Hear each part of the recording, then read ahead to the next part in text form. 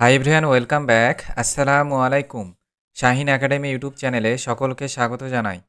আজকের ক্লাসে আলোচনা করব ক্লাস 6 বাংলা ভাষা চর্চা, বাংলা ব্যাকরণ। তোমাদের বইয়ের সূচিপত্রটা দেখো। নির্মিত অংশের 5 নম্বর অধ্যায় বোধ পরীক্ষণ। এর আগের ভিডিও এপিসোড 1 ক্লাস করিয়েছিলাম, সেখানে বোধ পরীক্ষণ দুটো আলোচনা করেছিলাম, বোধ পরীক্ষণ 1 আর 2। সেই ভিডিও ক্লাসটির লিঙ্ক আজকের ভিডিও ডেসক্রিপশন বক্সে অথবা আই বাটনে লিঙ্ক দেওয়া থাকবে, সেই ক্লাসটিকে তোমরা দেখে নিতে পারো। আজকের ক্লাসে বাকি যে দুটো বোধ পরীক্ষণ 3 আর 4, এই দুটো বোধ পরীক্ষণ সম্পর্কে হাতে কলমে যেসব অনুশীলন কোশ্চেনগুলো দেওয়া রয়েছে সেগুলো এখন সলভ করব। সো দেরি না করে চলো আজকের ক্লাস শুরু করি।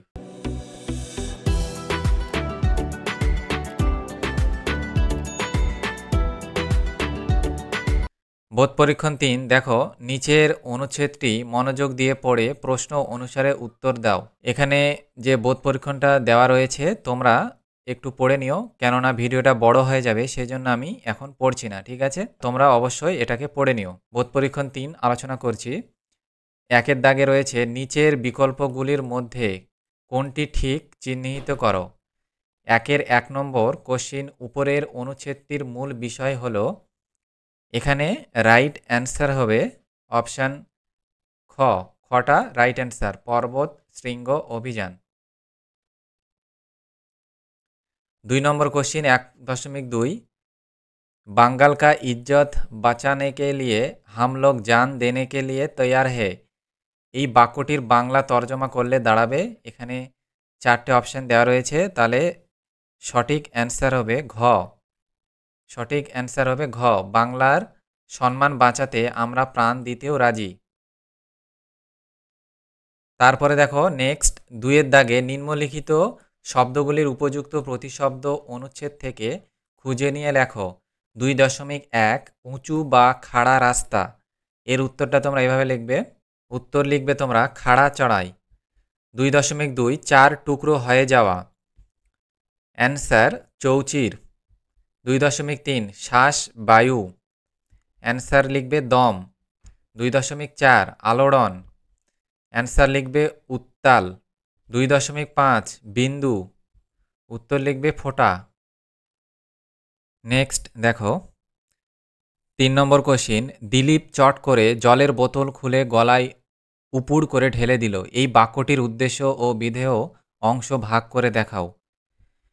উত্তরটা লিখবে উদ্দেশ্য হলো দিলীপ, আর বিধেয় হলো চট করে জলের বোতল খুলে গলায় উপুড় করে ঢেলে দিল। নেক্সট কোশ্চিন 4 নম্বর, হঠাৎ সে মুখ খুলল। এই বাক্যটিকে না বাচক বাক্যে রূপান্তরিত করে লেখো। উত্তরটা তোমরা এভাবে লিখবে, হঠাৎ সে মুখ না খুলে থাকতে পারল না।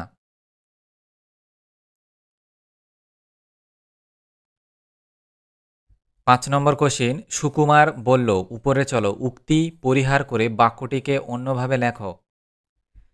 উত্তরটা লিখবে তোমরা, সুকুমার তাকে উপরে যেতে বলল। 6 নম্বর কোশ্চিন, দিলীপ দেখল বোতলের জল ঠান্ডায় জমে বরফ হয়ে গিয়েছে। এই বাক্যটিকে জটিল বাক্যে রূপান্তরিত করো।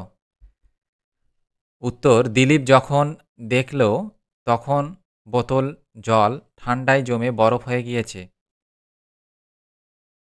7 নম্বর কোশ্চিন দেখো, তবু দিলীপ বিরক্ত হলো না, অতি দুঃখে হেসে বলল। এই বাক্যের বিশেষণ পদের নিচে দাগ দাও। উত্তরটা এভাবে লিখবে, বাক্যটির বিশেষণ পদ হলো বিরক্ত অতি দুঃখে। নেক্সট কোশ্চিন দেখো 8-এর দাগে নিচের প্রশ্নগুলি নিজের ভাষায় উত্তর লেখো। 8.1 সুকুমারের রক্ত উত্তাল হয়ে উঠল। সুকুমারের রক্ত উত্তাল হয়ে উঠেছিল কেন?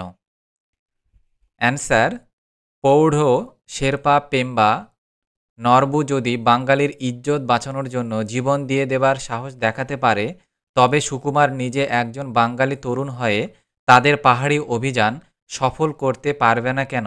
এই চিন্তা করে সুকুমারের রক্ত উত্তাল হয়ে উঠল। নেক্সট কোশ্চিন দেখো 8.2 অতি দুঃখে হেসে ফেলল। কে হেসে ফেলল? এমন ঘটার কারণ কি বলে তোমার মনে হয়েছে? অ্যান্সার, দিলীপ অতি দুঃখে হেসে ফেলেছিল, কারণ দিলীপ যখন দেখল যে বেলা 2:30-টের সময় তেষ্টায় তার বুকটা ফেটে যাচ্ছে, অথচ তাদের সঙ্গে রাখা বোতলের জল সব জমে বরফ হয়ে গিয়েছে। তখনই বাস্তব অবস্থা বুঝে তার হাসি পেয়েছিল।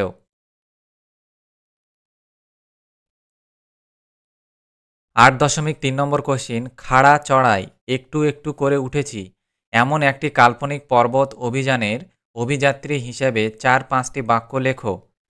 অ্যান্সারটা তোমরা এভাবে লিখবে, শেরপা যারা সর্বদা পর্বত চড়াই উতরাই পথে, তারা পর্বত শৃঙ্গ অভিযানের সময় পিঠে অক্সিজেন ও যৎ সামান্য খাবার নিয়ে বিপজ্জনক উঁচু স্থানে পাড়ি দিতে হয়। পথে ক্লান্ত হয়ে পড়লে অল্পক্ষণ বিশ্রাম নিয়ে আবার এগিয়ে যেতে হয়। যারা পর্বত শৃঙ্গ জয়ের নেশায় মেতে ওঠে, তারা অসম সাহসের অধিকারী ও ভরপুর আত্মবিশ্বাসী।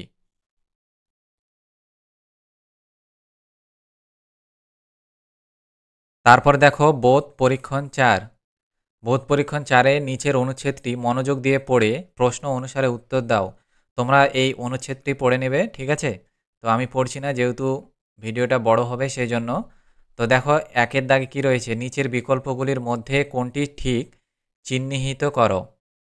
১.১ ইনকা সভ্যতার ধ্বংসাবশেষ দেখতে দুর্গম পাহাড়ি পথে যে নদীর গিরিখাত পেরোতে হয় তার নাম উরুবাম্বা। তারপরে দেখো ২ নম্বর কোশ্চিন, ১.২ ছোট ট্রেন থেকে নেমে লোহার ব্রিজ পেরোতে হয়।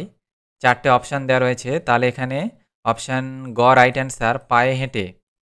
ছোট ট্রেন থেকে নেমে লোহার ব্রিজ পেরোতে হয় পায়ে হেঁটে। তারপর দেখো ২-এর দাগে, এই নির্জন মৃত প্রস্তরপুরী হচ্ছে ইনকাদের হারানো শহর, নিম্নরেখ পথটির সন্ধি বিচ্ছেদ করো। তো এখানে সন্ধি বিচ্ছেদটা তোমরা দেখে নাও। উত্তর নির্জন, নি যোগ জন বিসর্গ সন্ধি, যেখানে কোনো মানুষ নেই। ৩ নম্বর দেখো, দুর্গম পথ কিন্তু আশ্চর্য সুন্দর প্রাকৃতিক পরিবেশ, এই বাক্যটি সরল বাক্যে রূপান্তরিত করো। অ্যান্সার, দুর্গম পথ হলেও আশ্চর্য সুন্দর প্রাকৃতিক পরিবেশ। দুর্গম পথ হলেও আশ্চর্য সুন্দর প্রাকৃতিক পরিবেশ। ৪-এর দাগে দেখো, নিচের শব্দগুলির যথার্থ প্রতিশব্দ অনুচ্ছেদ থেকে খুঁজে নিয়ে লেখো। ৪.১ সিঁড়ি, ৪.২ মনোরম, ৪.৩ ঘর, ৪.৪ তরঙ্গায়িত। এর উত্তরগুলো দেখে নাও। সিঁড়ি হলো সোপান। মনোরম আশ্চর্য সুন্দর। ঘর কক্ষ। তরঙ্গায়িত হলো ঢেউয়ের মতো। নেক্সট দেখো ৫-এর দাগে, দুর্গম পথ নিম্নরেখ পথটি কিভাবে গঠিত হয়েছে দেখাও। অ্যান্সার, দুর্গম হলো বিশেষণ পথ। পথটি দুটি শব্দের মিলনে অর্থাৎ সন্ধি করে হয়েছে দুর্গম, যথা দু যোগ গম সমান দুর্গম। এখানে প্রথম শব্দের শেষ উচ্চারণে বিসর্গ ধ্বনির সঙ্গে গ এই ব্যঞ্জন ধ্বনির মিলন হওয়ার জন্য বিসর্গ ধ্বনি এসেছে এবং এই রেপ বসেছে পরবর্তী শব্দের বর্ণের প্রথম মাথায়। নেক্সট কোশ্চিন দেখো ৬ নম্বর, দক্ষিণ আমেরিকার পেরু রাজ্য বিশাল আন্দিজ পর্বতমালার এক অংশ পড়েছে, এই পেরুর মধ্যে একটি বাক্যে পরিণত করো। অ্যান্সারটা লিখবে, দক্ষিণ আমেরিকার পেরু রাজ্যে বিশাল আন্দিজ পর্বতমালার এক অংশ পড়েছে।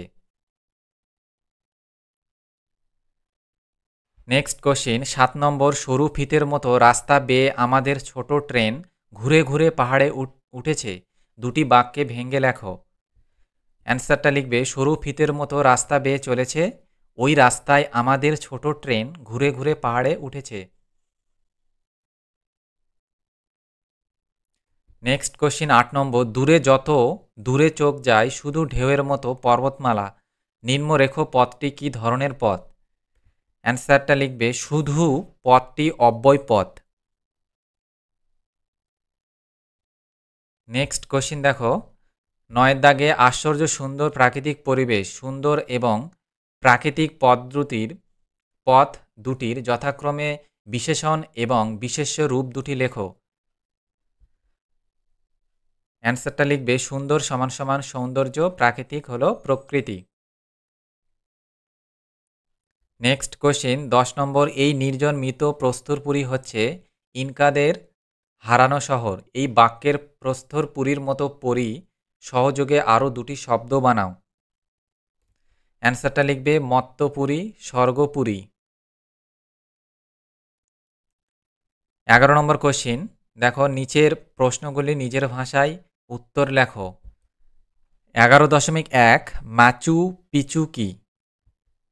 অ্যান্সার, ইনকাদের প্রাচীন সভ্যতা হারানো শহর ভিলকাপাম্পার আধুনিক নাম হল মাচুপি।